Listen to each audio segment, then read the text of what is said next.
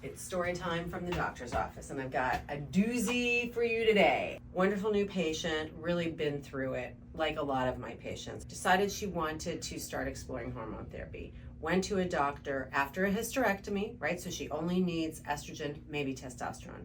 She gets pellets.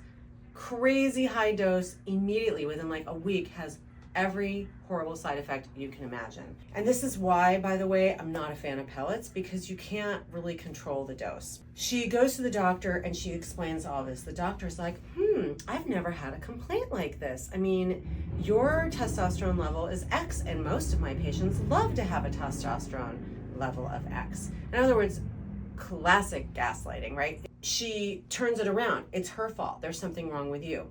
So she's miserable, she's uncomfortable. It takes 6 months for this testosterone to wear off and for her to get to a baseline. Unfortunately for her, the baseline is hot flashes 18 to 25 times a day. And she knows because she's got a little watch, and every time she has to touch it, it's counting. And that's just for the bad hot flashes.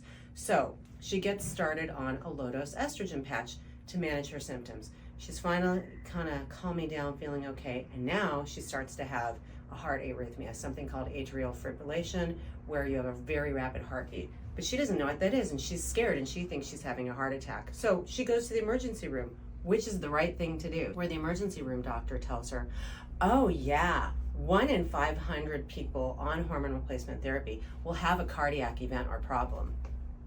Which is, by the way, bullshit. That's like completely made up. That is a made up, that's not a real statistic. But he proceeds to say to her, so you're a lucky one. You're the 1 in 500. You should buy a lottery ticket.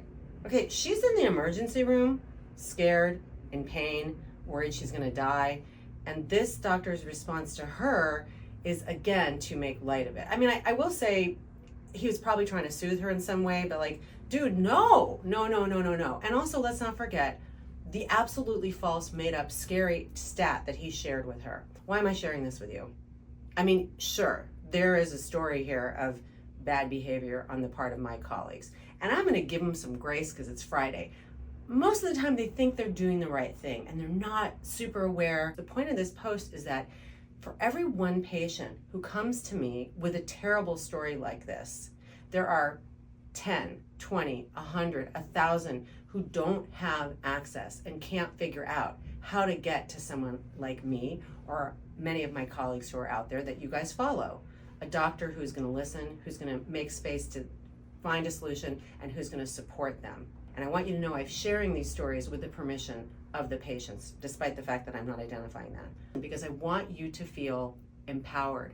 I want you to feel heard. I want you to know that your complaints are valid and that there is help for you. And that if somebody is making you feel like this is your fault, it is time to turn tail. And if you have to go to the internet and Google it or go to social media, thank God for the power of key opinion leaders, experts who care, who are here to enrich your lives and to make this a better experience.